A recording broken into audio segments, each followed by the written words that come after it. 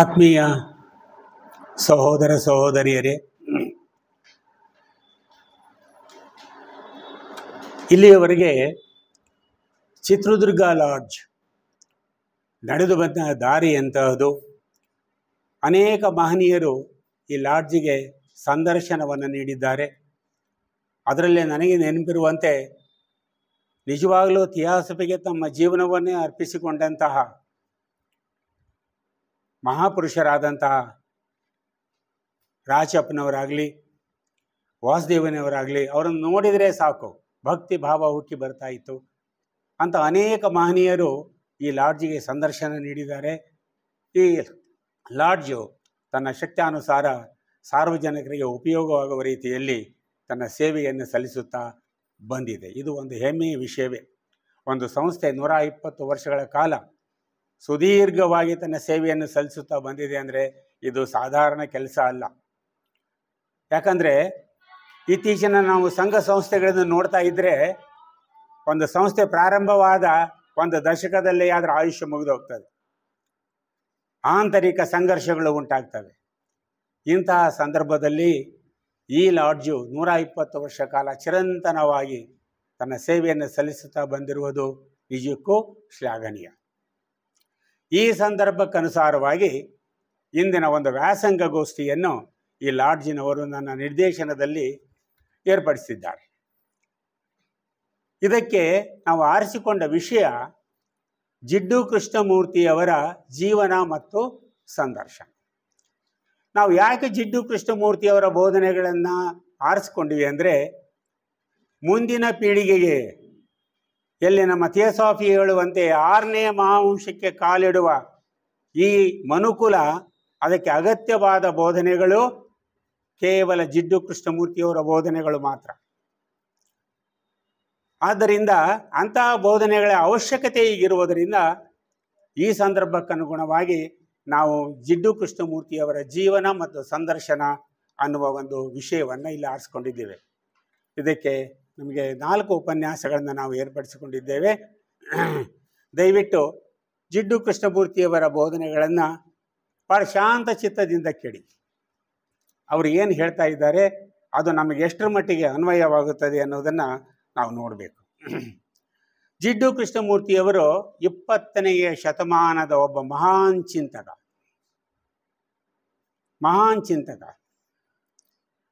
ಅವರ ಚಿಂತನೆಗಳು ಮಾನವ ವರ್ಗದ ಪ್ರಜ್ಞೆಯ ಅಭಿವೃದ್ಧಿಗೆ ಪೂರಕವಾಗಿರುವಂತಹ ಚಿಂತನೆಗಳು ಮತ್ತು ದರ್ಶನಗಳು. ಅವರು ಯಾವುದನ್ನು ಹಿಂದಿನಿಂದ ಹೇಳ್ಕೊತ ಬರಲಿಲ್ಲ, ಆದರೆ ಹಿಂದಿನದನ್ನು ಯಾವುದನ್ನು ಬಿಟ್ಟು ಹೇಳಲಿಲ್ಲ. ಇದು ಅವರ ವೈಶಿಷ್ಟ್ಯ. ಇಂತಹ ಅವರ ಚಿಂತನೆಗಳನ್ನು ಇಡೀ ವಿಶ್ವಾದ್ಯಂತ ಎಲ್ಲ ದಾರ್ಶನಿಕರು ಸ್ವೀಕಾರ ಮಾಡಿದರೂ ಸಹ ಇನ್ನೂ ಕೆಲವು ಅವರ ವಿಷಯಗಳ ಬಗ್ಗೆ ಸಂಶಯಗಳು ನಮ್ಮಲ್ಲಿ ಉಳ್ಕೊಂಡಿವೆ. ಕೃಷ್ಣಮೂರ್ತಿಯವರ ಬಗ್ಗೆ ಇನ್ನೂ ಸಂಶಯವನ್ನು ವ್ಯಕ್ತಪಡಿಸುವಂತಹ ಕೆಲವು ಪ್ರಶ್ನೆಗಳು ಉದ್ಭವಿಸಿವೆ. ಅದರಲ್ಲಿ ಕೆಲವನ್ನು ನೋಡೋಣ. JK-ಯವರು ಅಥವಾ ಜಿಡ್ಡು ಕೃಷ್ಣಮೂರ್ತಿಯವರು ತಮ್ಮ ಉಪನ್ಯಾಸಗಳಲ್ಲಿ ಎಲ್ಲಿಯೂ ದೇವರು, ಧರ್ಮ, ತತ್ವಶಾಸ್ತ್ರ, ವೇದ, ಉಪನಿಷತ್ತುಗಳು, ಭಗವದ್ಗೀತೆ, ಬೈಬಲ್ಲು, ಕುರಾನು ಯಾವ ವಿಷಯಗಳನ್ನು ಪ್ರಸ್ತಾಪ ಮಾಡಿಲ್ಲ. ಈಗ ನಾವು ಯಾವುದೇ ಒಂದು ಧರ್ಮದ ಸಂಸ್ಥೆಗೆ ನಾವು ತೆಗೆದುಕೊಂಡ್ರೆ ಅಥವಾ ಥಿಯೋಸಾಫಿಯನ್ನು ತೆಗೆದುಕೊಂಡ್ರೆ, ನಾವು ಥಿಯೋಸಾಫಿಕಲ್ ಸಂಸ್ಥೆಯ ಮೂಲ ಉದ್ದೇಶಗಳು, ಥಿಯೋಸಾಫಿಕಲ್ ಸಂಸ್ಥೆಯ ಬೋಧಿಸುವ ವಿಚಾರಗಳನ್ನು, ಕೆಲವು ಗ್ರಂಥಗಳನ್ನು ಹೇಳ್ತೇವೆ. ಉದಾಹರಣೆಗಾಗಿ ಥಿಯೋಸಾಫಿಕಲ್ ಸೊಸೈಟಿಯ ಗ್ರಂಥಗಳಾದ ಮೌನವಾಣಿ, ಮಾರ್ಗಜ್ಯೋತಿ, ಸೀಕ್ರೆಟ್ ಡಾಕ್ಟ್ರಿನ್ ಇವನ್ನೆಲ್ಲ ರೆಫರ್ ಮಾಡ್ತಾ ಇದ್ದೇವೆ. ಆದರೆ ಕೃಷ್ಣಮೂರ್ತಿಯವರು ಎಲ್ಲಿಯೂ ಒಂದು ಧರ್ಮ ಗ್ರಂಥ, ವೇದ, ಉಪನಿಷತ್ತುಗಳ ಬಗ್ಗೆ ಎಲ್ಲಿಯೂ ಕೋಟ್ ಮಾಡಿಲ್ಲ. ಅಂದರೆ ಅವರ ವಿಚಾರಗಳು ಸಂಪೂರ್ಣ ಸ್ವತಂತ್ರವಾದ ವಿಚಾರಗಳು. ಅವರ ಭಾಷಣಗಳು ಹೇಗಿರ್ತಿದ್ವು ಅಂದರೆ, ಏನು ನಮ್ಮ ಪುಣ್ಯ, ನಾನು ಸುಮಾರು ಅವ್ರನ್ನ 10 ವರ್ಷ ಅವರ ಭಾಷಣಗಳನ್ನು ಸತತವಾಗಿ ಕೇಳಿದ್ದೇನೆ. ಅವರ ಭಾಷಣಗಳ ವೈಶಿಷ್ಟ್ಯ ಏನಂದರೆ ಸ್ಪಾಂಟೇನಿಟಿ. ತಕ್ಷಣ ತನ್ನಿಂದ ಓತಪ್ರೋತವಾಗಿ ಹರಿದು ಬರ್ತದೆ. ಏದು ಒಂದು ನೋಟ್ಸ್ ಆಗಲಿ ಪ್ರಿಪರೇಷನ್ ಆಗಲಿ ಯಾವುದೂ ಇರ್ತಿದ್ದಿಲ್ಲ ಅವರ ಹತ್ರ. ಒಂದು ಸಬ್ಜೆಕ್ಟ್ ಆರಿಸ್ಕೊಂಡ್ರೆ ಒಂದು 45 ನಿಮಿಷ ಅಂದರೆ 45 ನಿಮಿಷ ಸರಿಯಾಗಿ ಮಾತಾಡಿ ಹೋಗ್ಬಿಡ್ತಿದ್ರು. ಅಂಥ ಒಂದು ವಾಗ್ಝರಿ ಅವರಲ್ಲಿ ಇತ್ತು. ಅದು ಹೇಗೆ ಬಂತು ಅನ್ನೋದನ್ನು ಸ್ವಲ್ಪ ಮುಂದೆ ಸೂಕ್ಷ್ಮವಾಗಿ ಹೇಳ್ತೀನಿ ನಾನು. ಯಾವ ಗ್ರಂಥಗಳನ್ನು ಅವರು ಉಲ್ಲೇಖಿಸಿಲ್ಲ. ಮತ್ತು ಅವರು ಏನು ಹೇಳ್ತಾರೆ ಅಂದರೆ, ಈ ಗ್ರಂಥಗಳ ಅವಲಂಬನೆಯೇ ಮನುಷ್ಯನ ಬಂಧನಕ್ಕೆ ಕಾರಣ. ಈ ಗ್ರಂಥಗಳ ಯಾಕೆ ನೋಡಿ, ಈ ಗ್ರಂಥಗಳ ಅವಲಂಬನೆಯೇ ಮನುಷ್ಯನ ಬಂಧನಕ್ಕೆ ಕಾರಣ. ಅದಕ್ಕೆ ಒಂದು ಕಡೆ ಅವರು ಹೇಳ್ತಾರೆ, throw all these books your gods and everything into Arabian ocean. ನಿಮ್ಮ ಎಲ್ಲ ಈ ಪುಸ್ತಕಗಳನ್ನು ಗ್ರಂಥಗಳನ್ನು ಮೊದಲು ಮಡಿಸಿಟ್ಬಿಡ್ರಿ, ಒಂದು ಕಡೆ ಮುಚ್ಚಿಡಿ, ಇಲ್ಲಾಂದರೆ ಅರಬ್ಬಿ ಸಮುದ್ರಕ್ಕೆ ಹಾಕಿಬಿಡಿ, ಆವಾಗ ನಿಮಗೆ ಬಿಡುಗಡೆಯಾಗುತ್ತದೆ ಅಂತಾರೆ. ಅದರಿಂದ ಏನಾಯಿತು ಅರ್ಥ? ಇವರು ಧರ್ಮ ದೇವರು ಯಾವುದನ್ನು ನಂಬೋದಿಲ್ಲ, ಅದರಿಂದ ಇವರು ನಾಸ್ತಿಕರು, ದೇವರನ್ನು ನಂಬಲಾರದವರು ಅಂತ ಬ್ರ್ಯಾಂಡ್ ಮಾಡಿಬಿಟ್ರು. ಯಾರಿಗೆ? ಜಿಡ್ಡು ಕೃಷ್ಣಮೂರ್ತಿಯವರಿಗೆ. ಆದರೆ ಅವರು ಹೇಳಿದ್ದೇನು? ನಾವು 3000 ವರ್ಷಗಳಿಂದ, ಸುಮಾರು 1000 ವರ್ಷಗಳಿಂದ ಭಗವದ್ಗೀತೆ ಓದಿದ್ದೀವಿ, ವೇದಗಳನ್ನು ಓದಿದ್ದೀವಿ, ಉಪನಿಷತ್ತುಗಳನ್ನು ಓದಿದ್ದೀವಿ. ಏನಾದರೂ ಬದಲಾವಣೆ ಆಗಿದ್ದೇವೆಯಾ? ಏನಾದರೂ ನಮ್ಮಲ್ಲಿ ಪರಿವರ್ತನೆ ಉಂಟಾಗಿದೆಯಾ? ಓದಿದ್ದೇವೋ ಇಲ್ವೋ ನಾವೆಲ್ಲ ಈ ಗ್ರಂಥಗಳನ್ನೆಲ್ಲ? ಮಾರ್ಗಜ್ಯೋತಿ ಓದಿದ್ದೀವಿ, ಎಲ್ಲವನ್ನು ಓದ್ತಾ ಬಂದಿದ್ದೀವಿ, ವಚನಶಾಸ್ತ್ರ ಓದಿದ್ದೇವೆ, ದಾಸರ ಪದಗಳನ್ನು ಹಾಡ್ತೀವಿ ಗಂಟೆಗಟ್ಟಲೆ. ಏನಾದರೂ ಬದಲಾವಣೆ ನಮ್ಮಲ್ಲಿ ಉಂಟಾಗಿದೆಯಾ?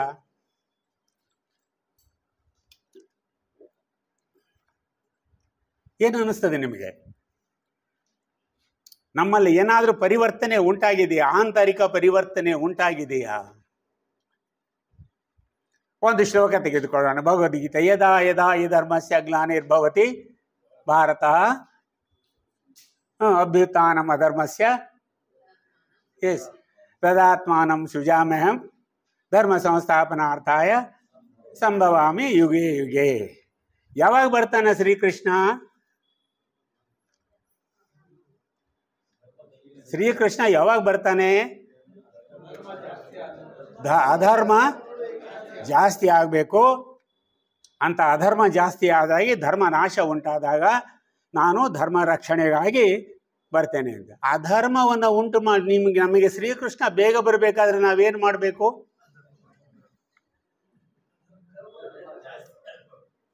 ಶ್ರೀಕೃಷ್ಣ ತಕ್ಷಣನೇ ನಾವು ಇದ್ದಾಗ ಬಂದ್ಬಿಡ್ಬೇಕಪ್ಪ ಅಂದ್ರೆ ನಾವೇನು ಮಾಡಬೇಕು?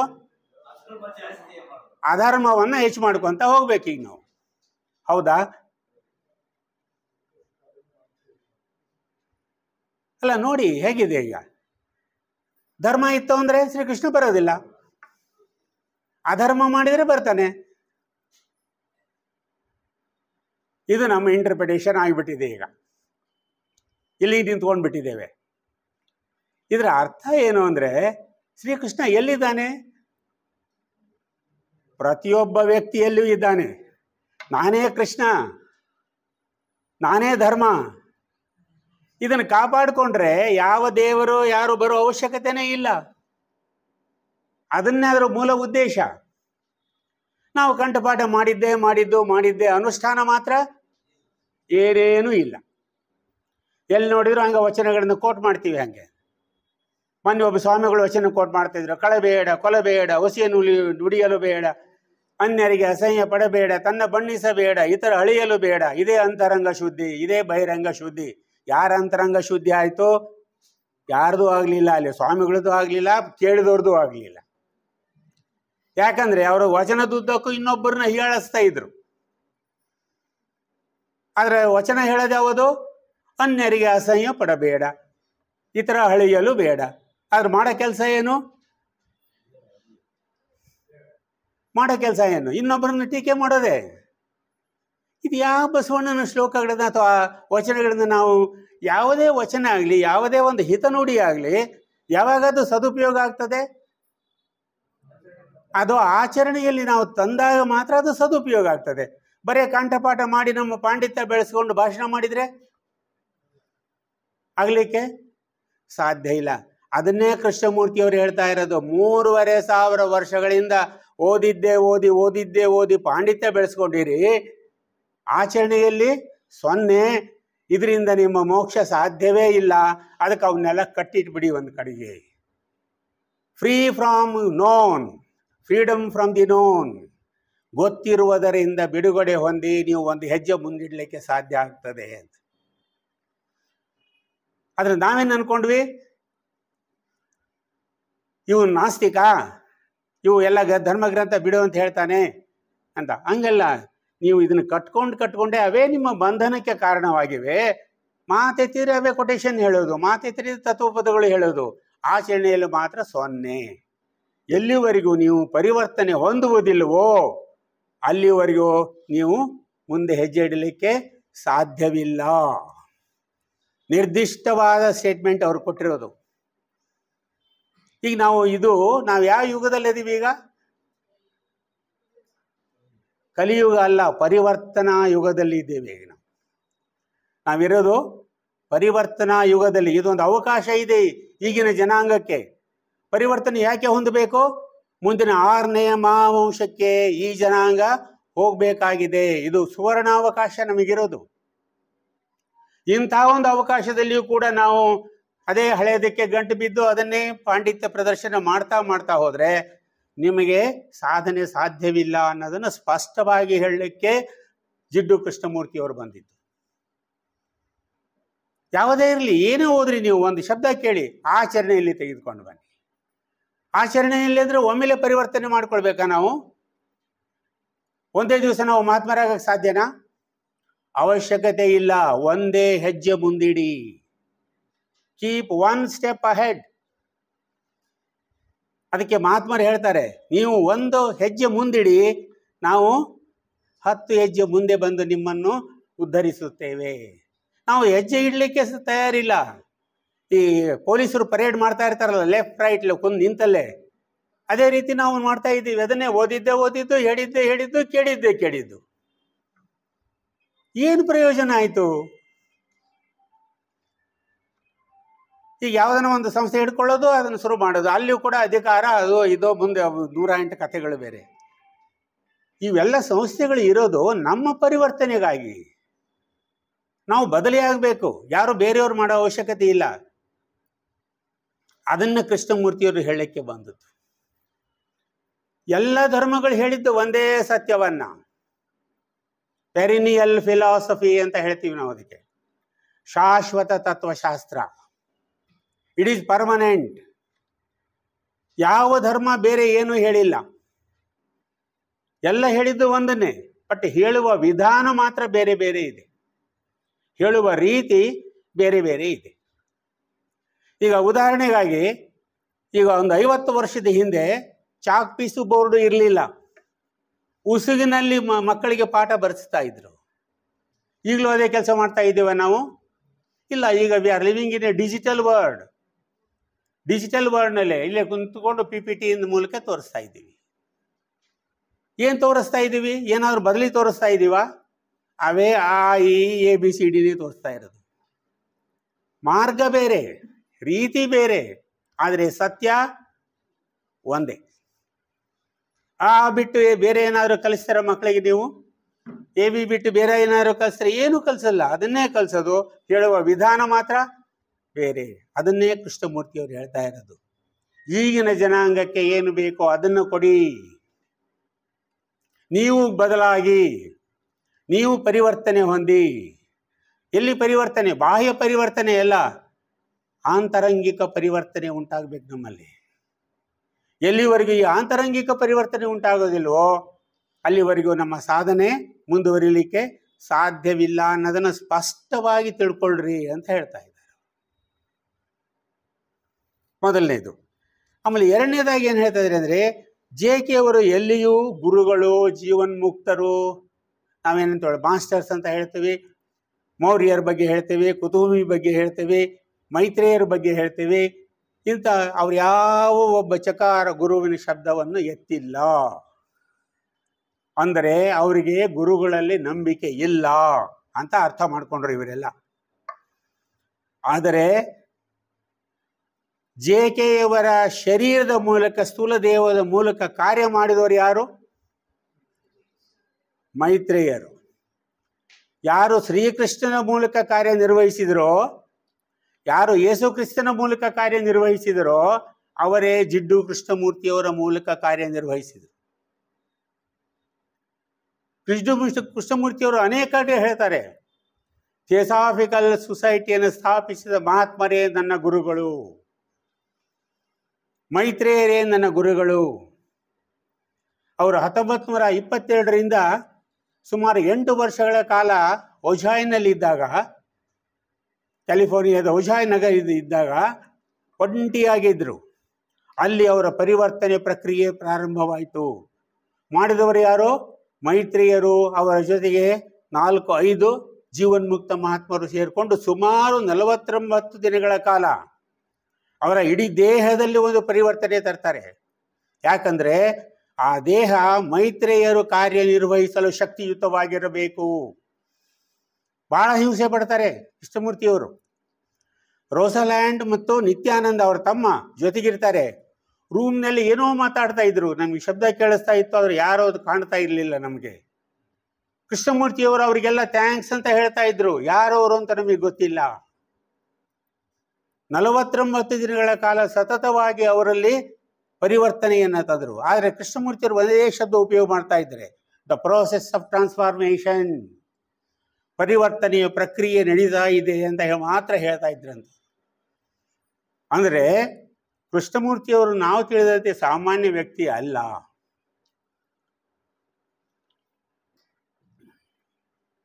ಗುರುಗಳಲ್ಲಿ ನಂಬಿಕೆ ಇದ್ದಿಲ್ಲ ಅನ್ನೋದು ಕೂಡ ಸುಳ್ಳು. JK ಅವರಿಗೆ ದೀಕ್ಷೆ ಆಗಿತ್ತಾ? ಜೀವನ್ಮುಕ್ತರ ನಾವು ಸಾಧನೆ ಮಾರ್ಗದಲ್ಲಿರೋರಿಗೆ ನಮಗೆಲ್ಲ ದೀಕ್ಷೆಗಳು ಬರ್ತವೆ. 1ನೇ ದೀಕ್ಷೆ, 2ನೇ ದೀಕ್ಷೆ, 3ನೇ ದೀಕ್ಷೆ ಹೀಗೆಲ್ಲ ಬರ್ತವೆ. ಅದರಂತೆ JK ಅವರಿಗೆ ದೀಕ್ಷೆ ಆಗಿತ್ತಾ? ಅವರು ಅದರಲ್ಲೆಲ್ಲ ನಂಬಿಕೆ ಇಟ್ಕೊಂಡಿದ್ರಾ? ಇಲ್ಲ ಅಂತ ಅವ್ರು ಎಲ್ಲೂ ಅದ್ರ ಬಗ್ಗೆ ದೀಕ್ಷೆ ಬಗ್ಗೆ ಮಾತಾಡಿಲ್ಲ, ನನಗೆ ದೀಕ್ಷೆ ಬಗ್ಗೆ ಮಾತಾಡಿಲ್ಲ. ನಾವು ಹೇಳ್ತೀವಿ at the feet of the master ಅಂತ ಪುಸ್ತಕ ಏನಿದೆ ಪರಮಗುರು ಚರಣ ಸನ್ನಿಧಿಯಲ್ಲಿ, ಅದನ್ನು ಸರಿಯಾಗಿ ಓದಿ ಅನುಷ್ಠಾನಕ್ಕೆ ತಂದರೆ 1ನೇ ದೀಕ್ಷೆ ಪ್ರತಿಯೊಬ್ಬ ವ್ಯಕ್ತಿ ಪಡಿತಾನೆ ಅಂತ ಹೇಳ್ತಾರೆ. ಅದನ್ನು ಬರೆದವರು ಯಾರು? ಕೃಷ್ಣಮೂರ್ತಿಯವರು. ಯಾವ ವಯಸ್ಸಿನಲ್ಲಿ? 12ನೇ ವಯಸ್ಸಿನಲ್ಲಿ ಬರೆದ್ರು ಅದನ್ನು. ಲೆಡ್ ಬೀಟರ್ ಅವರು ಅವ್ರನ್ನ ಗುರುಗಳ ಹತ್ರ ಕರ್ಕೊಂಡು ಹೋಗ್ತಾ ಇದ್ರು, ದೇಹ ಬಿಟ್ಟು ಅಲ್ಲಿ ಉಪದೇಶವಾದದ್ದನ್ನು ಬಂದು ಬರೀತಾ ಇದ್ರು ಅಂತ ಹೇಳ್ತಾರೆ. ಒಂದ್ಸಲ ಯಾರೋ ಕೇಳಿದ್ರಂತೆ ಅವ್ರನ್ನ, ನೀವು at the feet of the master ಅನ್ನೋ ಸಣ್ಣ ಪುಸ್ತಕ ನೀವು ಬರೆದಿದ್ದಾ ಅಂತ. ಓ, ಆ ಪುಸ್ತಕ ಇನ್ನೂ ಇದೆಯಾ ಅಂತ ಕೇಳಿದ್ರಂತೆ ಕೃಷ್ಣಮೂರ್ತಿಯವರು. ಅಂದರೆ ಯಾವುದರ ಬಗ್ಗೆಯೂ ಅಟ್ಯಾಚ್ಮೆಂಟ್ ಇರಲಾರ್ದಂತಹ ಒಬ್ಬ ವ್ಯಕ್ತಿ ಕೃಷ್ಣಮೂರ್ತಿಯವರು. ನಾನು ಒಂದು ಸಣ್ಣ ಗ್ರಂಥ ಬರೆದ್ರೆ ಏನು ಮಾಡ್ತೀನಿ? ಪಬ್ಲಿಷ್ ಮಾಡಿ ಪ್ರಚಾರ ಮಾಡಬೇಕಲ್ಲ, ನಾನು ಬರೆದಿದ್ದೇನೆ, ಅದನ್ನು ನೀವೆಲ್ಲ ಕೊಂಡ್ಕೊಳ್ರಿ, ಓದ್ರಿ, ನಾನು ಬರೆದಿದ್ದೇನೆ ಅಂತ.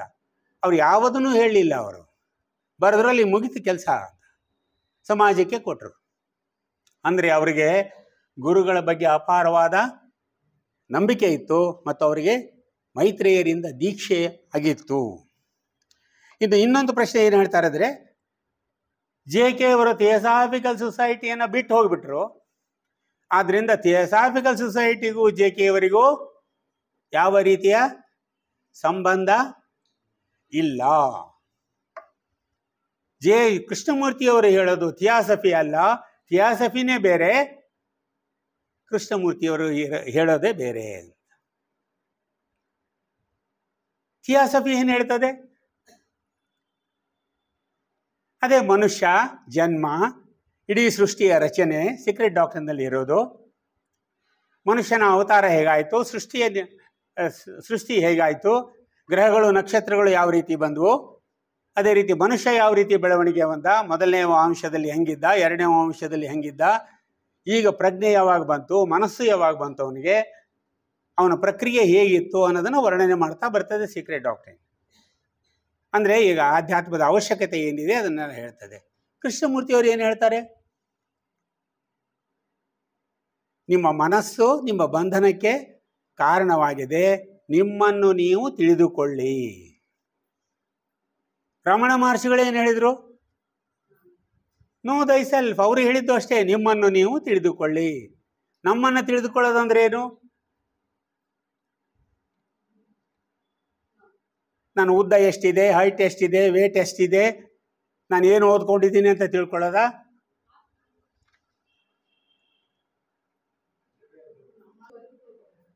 ನಮ್ಮನ್ನು ನಾವು ತಿಳ್ಕೊಳ್ಳೋದಂದ್ರೆ ಏನು? ನಾನು ದಿವಸ 8 ಜನರ ಜೊತೆಗೆ ಜಗಳ ಆಡ್ತೀನಿ, ಯಾರ್ಯಾರ ಮೇಲೆ ದ್ವೇಷ ಸಾಧಿಸ್ತೀನಿ, ಯಾರು ನನಗೆ ವೈರಿಗಳು, ಯಾರು ನನಗೆ ಸ್ನೇಹಿತರು ಅಂತ ತಿಳ್ಕೊಳ್ಳೋದಾ? ಏನು ತಿಳ್ಕೊಳ್ಬೇಕು ನಾವು?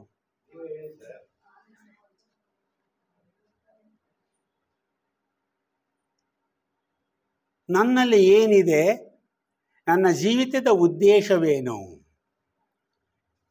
ನಾವು ಯಾತಕ್ಕಾಗಿ ಬಂದಿದ್ದೇವೆ,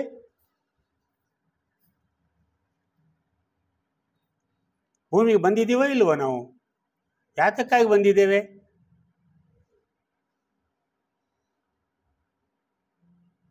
ಏನು ಕೆಲಸ ಇದೆ ನಮ್ಮದು?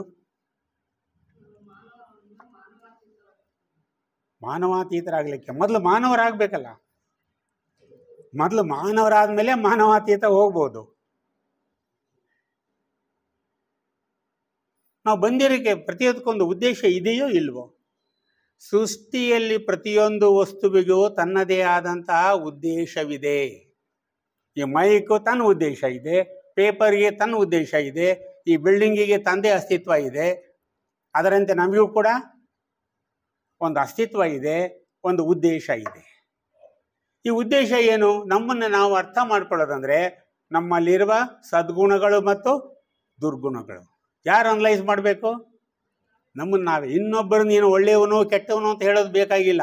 ನನಗೆ ನನ್ನ ಅಂತರಂಗ ಹೇಳ್ತದೆ ನೀನು ಮಾಡಿದ್ದು ಸರಿ ಅಥವಾ ನೀನು ಮಾಡಿದ್ದು ತಪ್ಪು ಅಂತ. ಇದನ್ನು ತಿಳ್ಕೊಳ್ಳಿಕ್ಕೆ ಪ್ರಯತ್ನ ಮಾಡಿದರೆ ಮನುಷ್ಯ ಹೊರಗಿನ ಯಾವ ವ್ಯವಹಾರವನ್ನು ಅನರ್ಥವಾಗಿ ಮಾಡಲಿಕ್ಕೆ ಸಾಧ್ಯವಿಲ್ಲ. ಕೃಷ್ಣಮೂರ್ತಿಯವರು ಒಂದು ಕಡೆ ಹೇಳ್ತಾರೆ, ಕರ್ಮ ಸಿದ್ಧಾಂತವನ್ನು ಸರಿಯಾಗಿ ಅರ್ಥ ಮಾಡಿಕೊಂಡು ಆಚರಣೆಯಲ್ಲಿ ತಂದಿದ್ದರೆ, ಕರ್ಮ ಸಿದ್ಧಾಂತ ನಮಗೆ ಗೊತ್ತಿದೆ, ನಾವು ಏನು ಪಾಪಕರ್ಮ ಮಾಡಿದರೆ ಕೆಟ್ಟದಾಗ್ತದೆ, ಸುಕರ್ಮ ಮಾಡಿದರೆ ಒಳ್ಳೆಯದಾಗ್ತದೆ, ನಮಗೆಲ್ಲ ಗೊತ್ತಿದೆ. ಇದನ್ನು ಸರಿಯಾಗಿ ಅರ್ಥ ಮಾಡಿಕೊಂಡು ಆಚರಣೆಯಲ್ಲಿ ಏನಾದರೂ ನಾವು ತಂದಿದ್ರೆ ಇವತ್ತಿನ ಜಗತ್ತು ಈ ರೀತಿಯಾಗಿ ಇರುತ್ತಿರಲಿಲ್ಲ ಅಂತ ಹೇಳ್ತಾರೆ. ಸುಂದರವಾಗಿರ್ತಿತ್ತು ಜಗತ್ತು. ನಮಗೆ ಕರ್ಮ ಸಿದ್ಧಾಂತ ಗೊತ್ತಿದೆ, ಆದರೂ ತಪ್ಪು ಮಾಡ್ತೇವೆ, ಆದರೂ ಪಾಪ ಮಾಡ್ತೇವೆ, ಆದರೂ ಕೆಟ್ಟದ್ದನ್ನು ಮಾಡ್ತೇವೆ. ಇದೇ ಮನುಷ್ಯನ ದುರಂತ. ಇದನ್ನು ನೀನು ನೋಡ್ಕೋ, ನಿನ್ನ ನೀನು ತಿಳಿದುಕೋ, ನಿನ್ನ ನೀನು ನೋಡಿಕೋ ಅಂತ ಹೇಳ್ತಾರೆ. ಇದು ಆಗ್ತಾ ಇಲ್ಲ. ಬರೀ ಓದ್ಕೊಳ್ಳೋದು, ಅದನ್ನು ಕಂಠಪಾಠ ಮಾಡೋದು, ಇದು ಒಳ್ಳೆಯದು ಇದು ಕೆಟ್ಟದ್ದು ಅಂತ ಗೊತ್ತಿದ್ದು ಮತ್ತೆ ಅದನ್ನೇ ಮಾಡ್ತೇವೆ.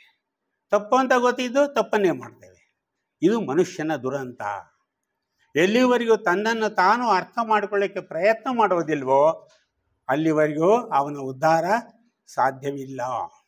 ಒಂದು ಮಾತು ನೆನಪಿಟ್ಕೊಳ್ಬೇಕು, ಯಾವ ದೇವರು ನಾವು ಮೂರ್ತಿಗಳು ಅಂತೀವಿ, ಯಾವ ಗುರುಗಳು ಅಂತೀವಿ, ಯಾರು ನಮ್ಮನ್ನು ಉದ್ಧಾರ ಮಾಡಲಾರರು. ಇದು ಸ್ಪಷ್ಟ ಅವ್ರದ್ದು. ನಿನ್ನ ನೀ ನೋಡ್ಕೋ, ನಿನ್ನ ನೀನೇ ಉದ್ಧಾರ ಮಾಡ್ಕೋ, ನಿನ್ನ ನೀನೇ ತಿಳಿದುಕೋ, ತಕ್ಷಣದಲ್ಲಿ ಪರಿವರ್ತನೆ ಉಂಟಾಗ್ತದೆ. ನೀನು ಒಂದು ಹೆಜ್ಜೆ ಆಧ್ಯಾತ್ಮಿಕತೆಯಲ್ಲಿ ಮುಂದೆ ಹೋಗ್ತೀಯ. ಆದ್ದರಿಂದ ಇತ್ತೀಚೆಗೆ ಒಂದು ಪುಸ್ತಕ ಬಂದಿದೆ, ದ ಇನ್ನರ್ ಲೈಫ್ ಆಫ್ ಜಿಡ್ಡು ಕೃಷ್ಣಮೂರ್ತಿ ಅಂತ. ಆರ್ಯಲ್ ಸನಾತನ್ ಅವರು ಬರೆದಿದ್ದಾರೆ, ಇನ್ನರ್ ಲೈಫ್ ಆಫ್ ಜಿಡ್ಡು ಕೃಷ್ಣಮೂರ್ತಿ. ಎಲ್ಲರೂ ನಾವೇನು ಮಾಡಿದ್ವಿ, ಬರೀ ಔಟರ್ ಲೈಫ್. ಎಲ್ಲಿ ಹುಟ್ಟಿದ್ರು, ತಂದೆ ಹೆಸರೇನು, ತಾಯಿ ಹೆಸರೇನು, ಆಮೇಲೆ ಲೆಡ್ ಬಿಟ್ರವ್ರು ಅವ್ರನ್ನ ಹೆಂಗೆ ಕಂಡುಹಿಡಿದ್ರು, ಅಲ್ಲಿಂದ ಅವರು ಹೆಂಗೆ ಅವರಿಗೆ ಟ್ರೈನಿಂಗ್ ಕೊಟ್ಟರು, ಇದನ್ನೆಲ್ಲ ಗೊತ್ತಿದೆ ನಮಗೆ. ಇದು ಬಾಹ್ಯ ಜೀವನ ಗೊತ್ತಿದೆ. ಆಂತರಿಕ ಜೀವನ ಎಷ್ಟು ಪರಿವರ್ತನೆ ಆಯಿತು ಅವರಲ್ಲಿ, ಅದಕ್ಕೆ ಅವರು ಎಷ್ಟು ಕಷ್ಟಪಟ್ಟರು ಅನ್ನೋದನ್ನು ನಾವು ಯಾರೂ ಅರ್ಥ ಮಾಡಿಕೊಳ್ಳಲ್ಲ. ಅದನ್ನು ಅರ್ಥ ಮಾಡಿಕೊಂಡ್ರೆ ಮನುಷ್ಯನಿಗೆ ಯಾವುದು ಸುಲಭವಾಗಿ ಸಾಧ್ಯವಿಲ್ಲ. ನಾವು ಅದಕ್ಕೆ ಸತತವಾದ ಪ್ರಯತ್ನ ಮಾಡೇ ತಿರಬೇಕು ಅನ್ನೋದನ್ನು ಸ್ಪಷ್ಟವಾಗಿ ಹೇಳ್ತಾರೆ. ಅದಕ್ಕೆ ಇಲ್ಲಿವರೆಗೂ ನೀವು ಒಂದು ಅಂಟ್ಕೊಂಡು ನಿಂತ್ಕೊಂಡ್ಬಿಟ್ಟಿದ್ದೀರಲ್ಲ, ಅದರಿಂದ ಬಿಡುಗಡೆ ಹೊಂದಿ. ಅವರು ಒಂದು ಕಡೆ ಹೇಳ್ತಾರೆ, ನನ್ನ ಇಡೀ ಜೀವಿತದ ಉದ್ದೇಶ ಮನುಷ್ಯನನ್ನು ಈ ಎಲ್ಲ ಬಂಧನಗಳಿಂದ ಒಂದು ಸಲ ಮುಕ್ತ ಮಾಡುವುದು. ಅವರ ಜೀವನದ ಉದ್ದೇಶ ಅದು. ನಮ್ಮ ಜೀವನದ ಉದ್ದೇಶ ಬಂಧನಗಳಿಗೆ ಅಂಟಿಕೊಳ್ಳೋದ ಒಳಗಾಗುವುದು. ನಾವು ಬಂಧನಕ್ಕೆ ಅಂಟ್ಕೊಳ್ಳೋಕೆ ಪ್ರಯತ್ನ ಮಾಡ್ತೀವಿ, ಅವರು ಬಿಟ್ಟು ಹೋಗ್ರಿ ಅಂತ ಹೇಳ್ತಾರೆ. ಈಗ ಯಾರ ಮಾತು ಅವ್ರ ಮಾತು ಕೇಳಬೇಕೋ ಕೇಳಬಾರ್ದು?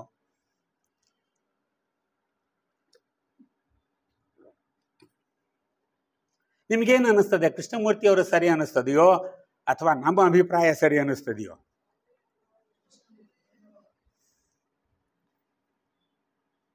ಮತ್ತೆ ಈ ಜೀವನ, ಈ ಸಂಸಾರ ಎಲ್ಲ ಯಾಕೆ ಹೆಂಗ್ ಬಿಟ್ಟು ಹೋಗೋದು ಅಷ್ಟು ಸುಲಭವಾಗಿ?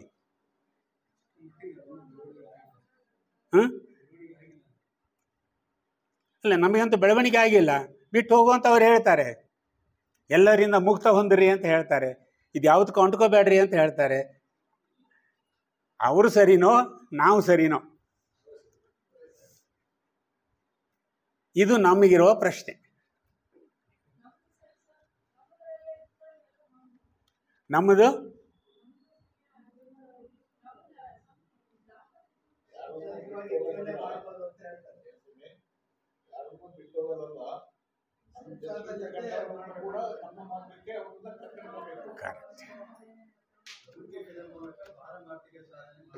ಹೌದು, ಅವರು ಲೌಕಿಕ ಬಿಟ್ಟು ಹೋಗ್ರಿ ಅಂತ ಹೇಳಿಲ್ಲ. ಇವು ಬಂಧನಗಳನ್ನ ನೀವು ಸೃಷ್ಟಿ ಮಾಡ್ಕೊಂಡಿರಿ, ಅವರಿಂದ ಬಿಡುಗಡೆ ಅಂತ ಬರ್ರಿ ಅಂತ ಹೇಳ್ತಾ ಇರೋದು. ಅವ್ರು ಲೌಕಿಕ ಬಿಟ್ಟು ಎಲ್ಲರೂ ಕಾಡಿಗೆ ಹೋಗಿಬಿಡ್ರಿ ಅಂತ ಹೇಳಿಲ್ಲ ಅವರು. ಇವೆಲ್ಲ ಬಂಧನಗಳು ಯಾವ್ದ್ರಿಂದ ಶುರು? ಮನಸ್ಸಿನಿಂದ ಬಂಧನಗಳೆಲ್ಲ ಸೃಷ್ಟಿ ಮಾಡ್ಕೊಂಡಿವಿ ನಾವೀಗ. ನಮ್ಮ ಮನಸ್ಸೇ ಅದಕ್ಕೆ ಕಾರಣ, ಗೊತ್ತು? ಮನಸ್ಸು ಬಂಧನಕ್ಕೋ ಅಥವಾ ಬಿಡುಗಡೆಗೋ, ಎರಡಕ್ಕೂ ಅದು ಸಾಧ್ಯತೆ ಇದೆ. ಆದರೆ ನಾವು ಅದನ್ನು ಉಪಯೋಗ ಮಾಡೋದು ಬಂಧನಕ್ಕೆ. ಮನಸ್ಸು ಬಂಧನಕ್ಕೆ ಉಪಯೋಗ ಮಾಡ್ತೀವಿ, ಬಿಡುಗಡೆಗೆ ಉಪಯೋಗ ಮಾಡಲ್ಲ. ಅವ್ರು ಹೇಳ್ತಾರೆ ಈ ಮನಸ್ಸೇ ಎಲ್ಲದಕ್ಕೆ ಕಾರಣ. ಆದ್ರಿಂದ ಇನ್ನು ನೀವು ಅರ್ಥ ಮಾಡ್ಕೊಳ್ಳಿ. ಹೇಗೆ? ಒಳಗೆ ನಿಮ್ಮನ್ನು ನೀವೇ ನೋಡ್ಕೊಳ್ಳಿ. ಅವ್ರು ಇನ್ನೊಂದು ಕಡೆ ಹೇಳ್ತಾರೆ, ಪ್ರತಿ ಕ್ಷಣದಲ್ಲಿ ನೋಡಿ ನಮಗೆ ಎರಡು ಭಾಷೆಗಳು ಕೇಳಿಸ್ತಾವಂತೆ. ಒಂದು ಮನಸ್ಸಿನ ಭಾಷೆ, ಇನ್ನೊಂದು ಹೃದಯದ ಭಾಷೆ. ಯಾರಿಗೋ ಒಬ್ಬರಿಗೆ ಬೈತೀವಿ ಜಗಳಾಡಿ, ಆ ಸಿಟ್ಟಿನಲ್ಲಿ ನಾವು ಮಾಡಿದ್ದು ಸರಿ ಅಂತಾನೆ ಸಾಧಿಸ್ತಾಗ ಬರ್ತಾ ಇದ್ದೀವಿ ನಾವು. ಹೌದಾ? ನಾನು ಅವನಿಗೆ ಸರಿಯಾಗಿ ಅಂದು ಬಂದಿದ್ದೀನಿ ನಾನು ಅಂತ. ಒಳಗಿನ ಹೃದಯ ಹೇಳ್ತದೆ ನೀನು ಈಗ ಮಾಡಬಾರ್ದಾಗಿತ್ತು ಅಂತ. ಒಂದು ಮಾತು ಯಾವಾಗಲೂ ಬರ್ತಾ ಇರ್ತದೆ, ಒಂದು ಧ್ವನಿ ಬರ್ತಾ ಇರ್ತದೆ. ಯಾವ ಧ್ವನಿ ಸರಿ ಇಲ್ಲಿ? ಹೃದಯದ ಧ್ವನಿ ಕೇಳಲಿಕ್ಕೆ ಪ್ರಯತ್ನ ಮಾಡಿ, ಆಂತರಿಕ ಧ್ವನಿಯನ್ನು ಕೇಳಲಿಕ್ಕೆ ಪ್ರಯತ್ನ ಮಾಡಿ. ನೋಡಿ ಎಷ್ಟು ವಿಚಿತ್ರ ಇದೆ. ನಾವು ಇಡೀ ಪರಮಾತ್ಮ ಚೈತನ್ಯದ ಒಂದು ಅಂಶ, ಹೌದೋ ಅಲ್ವೋ? ನಮ್ಮಲ್ಲಿರುವ ಚೈತನ್ಯ ಯಾವುದು? ಪರಮಾತ್ಮನ ಚೈತನ್ಯನೇ. ಅವನಿಗೇನು ಸೃಷ್ಟಿ ಮಾಡೋದು ಶಕ್ತಿ ಇದೆ, ಅಷ್ಟೇ ಶಕ್ತಿ ನಮ್ಮಲ್ಲಿ ಇದೆ. ಆದರೆ ಅದರ ಅರಿವು ಮಾತ್ರ ನಮಗಿಲ್ಲ. ಹೇಳ್ತೀವಿ, ಅದೇ ಹೇಳ್ತೇನೆ, ಬಂತು ನೋಡ್ರಿ ಇಮಿಡಿಯೇಟ್. ಅರಿವೇ ಗುರು, ಬಯಾಟ್ ಮಾಡಿಬಿಟ್ಟಿದ್ದೀವಿ. ಎಲ್ಲಿದೆ ಅದು ಅರಿವು? ಅರಿವು ಬರ್ತಾನೆ ಇಲ್ಲ ನಮಗೆ. ಅದೇ ಬಂದಿರೋದು ಸಮಸ್ಯೆ ಈಗ. ಅರಿವೇ ಗುರು ದೊಡ್ಡ ಬೋರ್ಡನ್ನು ಹಾಕ್ತೀವಿ ಮನೆ ಮುಂದೆ, ಅರಿವೇ ಇಲ್ಲ ಅಲ್ಲಿ. ಅರಿವು ಉಂಟು ಮಾಡ್ಕೊಳ್ಬೇಕು. ಅದೇ ನಿಮ್ಮ ಮನಸ್ಸನ್ನು ಕೇಳ್ಬೇಕು. ಅದನ್ನೇ ಹೇಳೋದು, ಒಳಗೆ ನೋಡ್ಕೋ. ನಾವು ಒಳಗೆ ನೋಡೋದಲ್ಲ, ಬರೀ ಹೊರಗೇನೆ ನೋಡೋದು ಯಾವಾಗಲೂ. ಆಂತರಂಗಿಕವಾಗಿ ನೀನು ಪರಿವರ್ತನೆವಂತ ಹೋಗು. ಅವ್ರು ಹೇಳೋದು. ಆಮೇಲೆ ಒಮ್ಮೆಲೆ ಮಹಾತ್ಮ ಆಗಕ್ಕೆ ಸಾಧ್ಯ ಇಲ್ಲ ನೀನು, ಅದನ್ನು ಹೇಳ್ತಾ ಇಲ್ಲ ಅವರು. ಒಂದೊಂದು ಕ್ಷಣಕ್ಕೆ ಒಂದೊಂದು ಹೆಜ್ಜೆ ಮುಂದೆ ಹೋಗ್ತಾ ಹೋಗು, ಇನ್ನು ಮಾರ್ಗ ಸ್ಪಷ್ಟ ಆಗ್ತದೆ. ಆದರೆ ನಾವೇನು ಮಾಡಿದ್ದೀವಿ? ಎಲ್ಲವನ್ನೂ ತಿಳ್ಕೊಂಡಿದ್ದೀವಿ. ನಮ್ಮ ತಲೆಯಲ್ಲಿ ಸಾಕಷ್ಟು ಜ್ಞಾನ ಇದೆಯೇ ಇಲ್ವೋ? ಜ್ಞಾನಕ್ಕೇನು ಕೊರತೆ ಇಲ್ಲ. ಮಹಾಪಂಡಿತರು ನಾವೆಲ್ಲ. ವೇದಗಳನ್ನ ಕಂಠಪಾಠ ಮಾಡ್ತೀವಿ, ಉಪನಿಷತ್ತುಗಳನ್ನ ಹೇಳ್ತೀವಿ, ಭಗವದ್ಗೀತೆ 18 ಅಧ್ಯಾಯನೂ ಹೇಳಿಬಿಡ್ತೀವಿ, ಎಲ್ಲವನ್ನೂ ಮಾಡ್ತೀವಿ. ಆದರೆ ಒಳಗೆ ಬುರುಡೆ ಖಾಲಿ, ಒಳಗೆ ಬುರುಡೆ ಖಾಲಿ. ಅದಕ್ಕೆ ನನಗೆ ಯಾವಾಗಲೂ ದುರ್ಯೋಧನ ಏನು ಬರ್ತಾನೆ ನನಗೆ. ದುರ್ಯೋಧನ ಭೀಮ ತೊಡೆಗೆ ಗದೆಯಿಂದ ಹೊಡೆದಾಗ ಸಾಯುವ ಸ್ಥಿತಿಯಲ್ಲಿ ತಾನೆ. ಅವಾಗ ಅವನು ದುರ್ಯೋಧನ ಒಂದು ಮಾತು ಹೇಳ್ತಾನೆ, ಜಾನಾಮಿ ಧರ್ಮಂ ನಚಮೇ ಪ್ರವೃತ್ತಿ, ಜಾನಾಮಿ ಅಧರ್ಮಂ ನಚಮೇ ನಿವೃತ್ತಿ. ದುರ್ಯೋಧನ ಗುರುಗಳು ಯಾರು?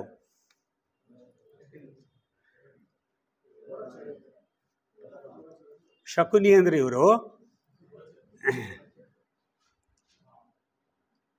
ದುರ್ಯೋಧನನ ಗುರು ಯಾರು? ಎಲ್ಲರೂ ಅವರೇ. ದ್ರೋಣರು. ಪಾಂಡವರಿಗೆ ಯಾರು ಕಲಿಸಿದ್ರು ಅದೇ ವಿದ್ಯೆಯನ್ನು ಇವರಿಗೂ ಕಲಿಸಿದ್ದಾರೆ. ಇವನಿಗೆ ಬೇರೆ ಹೇಳ್ಕೊಟ್ರ? ಇವನಿಗೆ ಜ್ಞಾನ ಒಂದೇ ಇಬ್ಬರಲ್ಲಿಯೂ. ಅದಕ್ಕೆ ಅವನು ಹೇಳ್ತಾನೆ, ನನಗೆ ಧರ್ಮ ಅಂದರೆ ಏನು ಗೊತ್ತು, ಜಾನಾಮಿ ಧರ್ಮಂ, ಆದರೆ ನಾನು ಆಚರಣೆಯಲ್ಲಿ ಮಾಡಲಿಕ್ಕೆ ನನ್ನಿಂದ ಸಾಧ್ಯವಿಲ್ಲ. ಅಧರ್ಮ ಅನ್ನೋದೇನು ನನಗೆ ಗೊತ್ತು, ಆದರೆ ಅದನ್ನು ಬಿಡಲಿಕ್ಕೆ ನನ್ನಿಂದ ಸಾಧ್ಯವಿಲ್ಲ.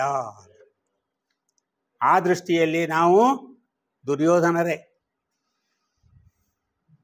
ನಾವೆಲ್ಲರೂ ದುರ್ಯೋಧನರೇ. ನೀವು ಇನ್ನೊಂದು ಪಾಯಿಂಟ್ ಹೇಳಿದಿರಿ, ಶಕುನಿ ಅಂತ. ಭಾಳ ಒಳ್ಳೆಯ ಮಾತು ಹೇಳಿದಿರಿ ನೀವು.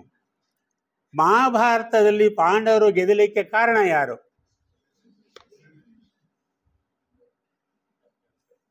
ಯಾರು? ಶಕುನಿನೇ, ಕೃಷ್ಣ ಅಲ್ಲ. ಶಕುನಿನೇ ಕಾರಣ. ಅವನಿಗೆ ಕೌರವರ ಮೇಲೆ ಸೇಡು ತೀರಿಸ್ಕೋಬೇಕಾಗಿತ್ತು, ಅದಕ್ಕೆ ಪ್ರಚೋದನೆ ಮಾಡ್ತಾ ಇದ್ದ. ಅದಕ್ಕೆ ನಮ್ಮ ಉದ್ಧಾರ ಆಗಬೇಕಾದ್ರೆ ನಮ್ಮ ಹತ್ರ, ನಮ್ಮ ಸುತ್ತಮುತ್ತ ಶಕುನಿಗಳು ಇರಬೇಕು. ನಮ್ಮ ಉದ್ಧಾರ ಆಗಬೇಕಾದ್ರೆ ನಮ್ಮ ಸುತ್ತಮುತ್ತ ಶಕುನಿಗಳು ಯಾವಾಗಲೂ ಇರಬೇಕೋ ಇರಬಾರ್ದು? ಇರಬೇಕು.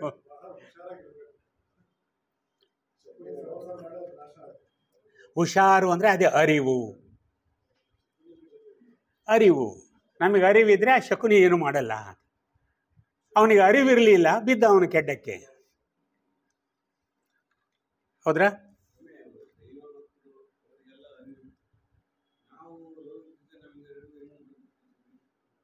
ಲೌಕಿಕನ ಯಾರು ದೇವರು? ನಾವು ಅದೇ ಅಂಶ ನಮ್ಮಲ್ಲಿ ಇರೋದು. ಇದೇ ನಾವು ತಿಳ್ಕೊಳ್ಳೋದು ತಪ್ಪು. ಅವಾಗಿನ ಪಾಂಡವ, ಅವಾಗಿನ ಶಕುನಿ, ಅವಾಗಿನ ದುರ್ಯೋಧನ ಬೇರೆ ಅಲ್ಲ, ಈಗಿನವರು ಬೇರೆ ಅಲ್ಲ. ಅವರೇ ನಾವು. ಅವಾಗ ಹುಟ್ಟಿದ್ವೋ ನಮಗೆ ಗೊತ್ತಿಲ್ಲ. ಏನು ಪಾಂಡವರ ಕಡೆ ಇದ್ದೀವೋ ಕೌರವರ ಕಡೆ ಇದ್ದೀವೋ ಗೊತ್ತಿಲ್ಲ ನಮಗೆ. ನಾವಂತೂ ಇದ್ವಿ ಅವಾಗ. ಈಗಿರೋರು ನಾವೇ. ಅವಾಗಿನವ್ರು ಭಕ್ತಿ ಇತ್ರಿ, ಈಗ ನಮಗಿಲ್ರಿ ಅನ್ನಕ್ ಬರೋದೇ ಇಲ್ಲ.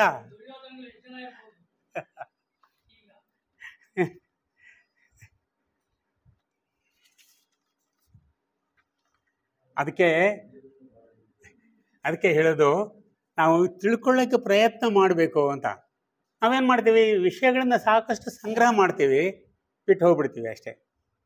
ಅದ್ರ ಬಗ್ಗೆ ಮಂಥನ ಮಾಡೋದಿಲ್ಲ, ಅದ್ರ ಬಗ್ಗೆ ಚಿಂತನೆ ಮಾಡೋದಿಲ್ಲ. ಚಿಂತನೆ ಮಾಡಲಿಕ್ಕೆ ಪ್ರಯತ್ನ ಮಾಡಿದರೆ ನಮಗೆ ಸ್ವಲ್ಪ ಸ್ವಲ್ಪ ಬೆಳಕು ಅಥವಾ ಹೊಳವು ಅಂತ ಏನು ಹೇಳ್ತೀವಿ, ಅದು ಕಾಣಲಿಕ್ಕೆ ಪ್ರಯತ್ನ ಆಗ್ತದೆ. ಅದನ್ನು ನಾವು ಮಾಡೋದಿಲ್ಲ. ಈಗ ಉಪನ್ಯಾಸ ಕೇಳಿದ್ಕೊಳ್ಳಿ ಬಿಟ್ಟು ಹೋಗ್ಬಿಡ್ತೀವಿ, ಅಲ್ಲಿಗೆ ಮುಗೀತು. ಅಲ್ಲಿಗೆ ಮತ್ತು ಇನ್ನೊಂದು ಸಲ ಯಾವಾಗೋ ಕಂಡಾಗೋ ಒಂದು ಸಲ ಏನೋ ಹೇಳಿದ್ರು ಅಂತ.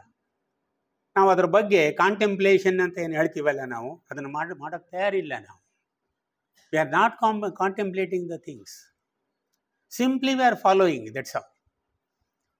ಆಮೇಲೆ ಅದರಲ್ಲಿ ಇವನು ಏನು ಮಾಡ್ತೀವಿ, ಮನುಷ್ಯನ ಮನಸ್ಸು ಎಷ್ಟು ದುರ್ಬಲ ಇದೆ ಅಂದರೆ, ಶಾರ್ಟ್ಕಟ್ ಮೆಥಡ್ ಏನಾದರೂ ಇದೆಯಾ ಅಂತ. ದೇವರ ದರ್ಶನಕ್ಕೆ ಕ್ಯೂ ಭಾಳ ದೊಡ್ಡದಿದ್ರೆ ಏನು ಮಾಡ್ತೀವಿ?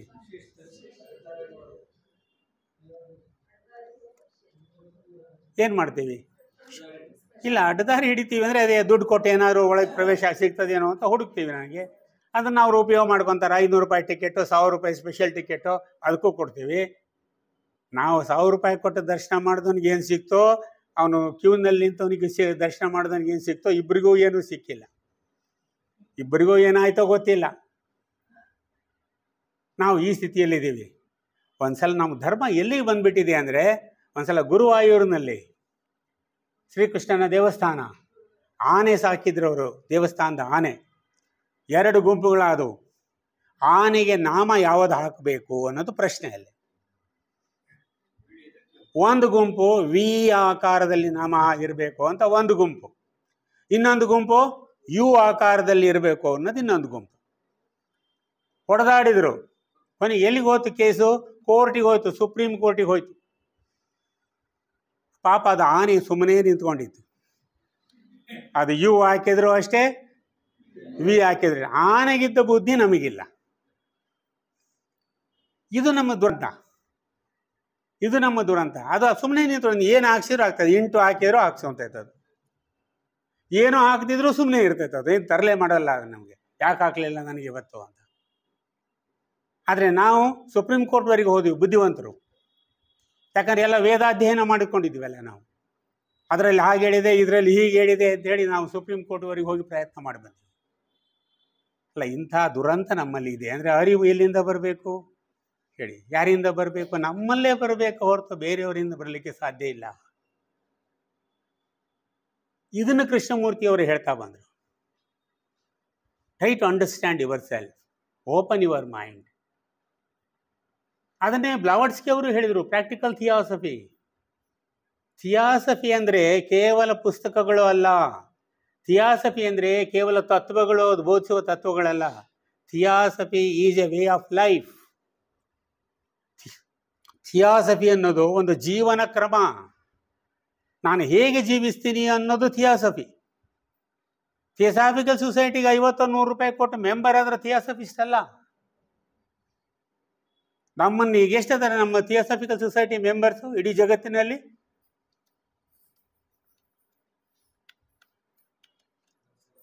30,000 ಇದ್ದಾರೆ. 3,000 ಕರ್ನಾಟಕದಲ್ಲೇ ಇದ್ದೀವಿ, ಹೌದ್ರಾ? ಇಷ್ಟು 140 ಕೋಟಿ ಜನರಲ್ಲಿ ನಾವಿರೋದೆಷ್ಟು? 30,000 ಇಡೀ ಜಗತ್ತಿನಲ್ಲಿ. ಏನು ಮಾಡೋಕ್ಕೆ ಸಾಧ್ಯ? ಆದರೆ ಒಬ್ಬ ನಿಜವಾದ ಥಿಯಾಸಫಿಸ್ಟು ಇಡೀ ಸಮಾಜವನ್ನು ಬದಲಿಸಲಿಕ್ಕೆ ಸಾಧ್ಯ. ಅಂದರೆ ಯಾವಾಗ? ನಿಜವಾದ ಥಿಯಾಸಫಿಯ ಜೀವನ ಪಾಲಿಸ್ತಾ ಇದ್ದರೆ. ಥಿಯಾಸಫಿ ಜೀವನ ಎಂಥದ್ದು? ನಮ್ಮ ಮನೆ, ಪ್ರೇಮ, ಅಂತಃಕರಣ, ದಯೆ, ಇವೇ ಬೇಸಿಕ್ ಪ್ರಿನ್ಸಿಪಲ್ಸ್ ನಮಗೆ ಬೇಕಾಗಿರೋವು. ಈಗ ಎಲ್ಲಿವರೆಗೂ ನಮ್ಮ ಜೀವಿತ ಬಂದಿದೆ ಅಂದರೆ, ಯಾರಾದರೂ ಎದುರಿಗೆ ಕಣ್ಣಪ್ಪ ನಮಸ್ಕಾರ ಅಂದರೆ ಮುಖ ತಿರ್ಕೊಂಡು ಹೋಗೋದು. ಮುಖದ ಮೇಲೆ ಒಂದು ಸಣ್ಣ ನಗು ಇನ್ನೊಬ್ಬ ವ್ಯಕ್ತಿಯ ಜೀವನವನ್ನೇ ಬದಲಾಯಿಸ್ಬೋದು. ಆ ಸೌಹಾರ್ದತೆ, ಆ ಅನುಕಂಪ ನಮ್ಮಲ್ಲಿ ಇದೆಯಾ? ಅದರ ತತ್ವಗಳೆಲ್ಲ ಗೊತ್ತಿದೆ ನಮಗೆ. ದಯೆ, ಅಂತಃಕರಣ, ಕರುಣೆ ಎಲ್ಲ ಇರಬೇಕು ಅಂತ.